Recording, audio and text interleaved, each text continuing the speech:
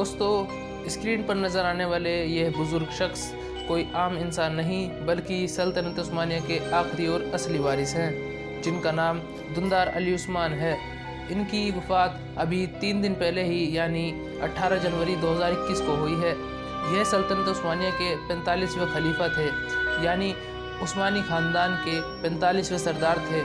1923 में जब सल्तनत उस्मानिया को ख़त्म किया गया था तो सल्तनत उस्मानिया के सारे ही वारिसों को उनको अपने ही देश यानी तुर्की से बाहर निकाल दिया गया था, ताकि किसी भी तरह से तुर्की के लोग शाही ख़ानदान के लोगों से मोहब्बत होने की वजह से अपने ही देश के सिस्टम के ख़िलाफ़ खड़े न हो जाएं। इतना ही नहीं बल्कि मॉडर्न तुर्की के हुक्मरान यानी मुस्तफ़ा अतातुर्क ने पूरे शाही ख़ानदान को टुकड़ों में भी बांट दिया, यानी ख़ानदान के कुछ लोगों को फ्रांस भेजा तो कुछ लोगों को मिस्र। इस वजह से टुकड़ों में बट जाने की वजह से पूरा ख़ानदान कमज़ोर हो गया और इनमें से बहुत सारे लोगों के घर में गरीबी ने भी दस्तक दे दी और इनमें से ज़्यादातर लोग गरीबी में ही अपनी ज़िंदगी गुजारने पर मजबूर हो गए।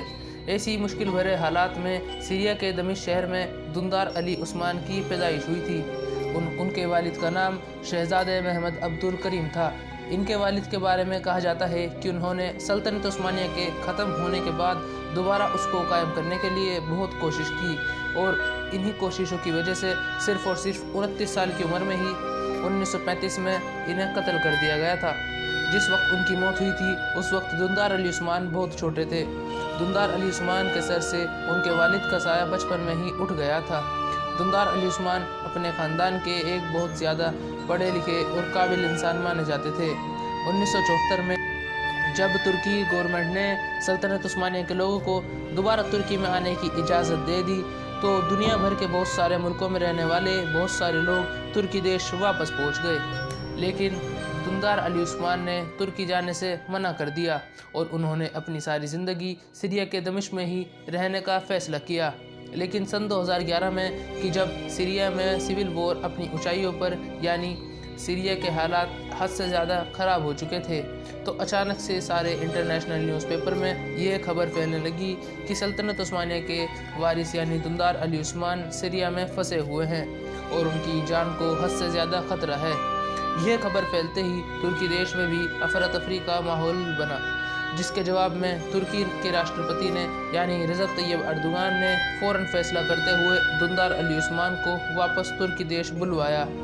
तब से दुंदार अली उस्मान तुर्की में ही रहने लगे थे।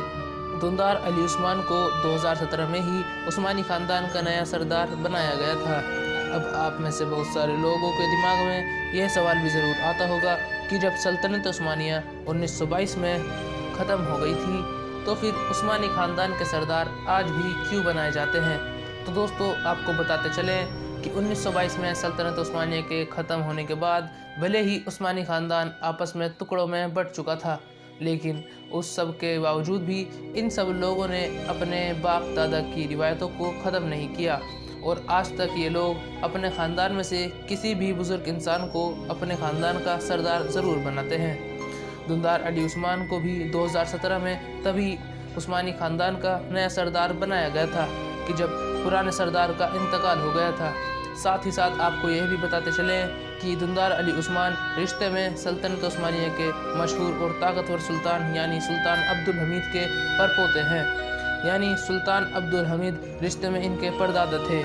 इसके अलावा आपको अर्तुगरुल गाजी और उस्मान गाजी से देखना है तो यह उस्मान गाजी से 45वीं नस्ल में और अर्तुगरुल गाजी से 46वीं नस्ल में है। फ़िलहाल दोस्तों, आज की अपनी इस वीडियो को हम यहीं पर ख़त्म करते हैं। वीडियो पसंद आने पर ना ही वीडियो को लाइक करें बल्कि अपने दोस्तों के साथ भी ज़रूर शेयर करें और इसी तरह की नॉलेजेबल और हिस्टोरिकल वीडियो को हमेशा देखने के लिए हमारे चैनल को सब्सक्राइब करके साथ ही में बेल आइकन को भी प्रेस कर दें।